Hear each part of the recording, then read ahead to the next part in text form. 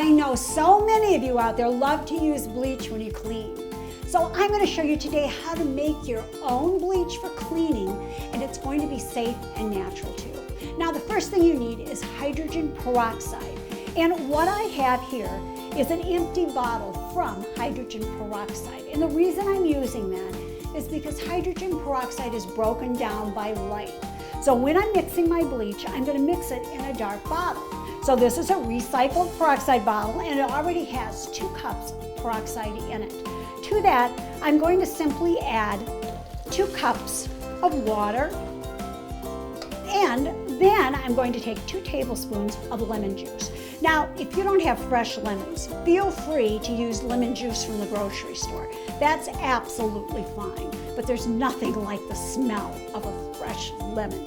Now, when you're ready to clean, simply give this a shake, pour some onto a cloth, and go ahead and use it. But remember now, this is only for cleaning. It's way too strong for your laundry. So you're going to get a great cleaner that's safe and natural, costs pennies to make. There's no downside. Get ready, make your own cleaning bleach. For more information, go to queenofclean.com. Thanks for talking dirty with the Queen of Clean.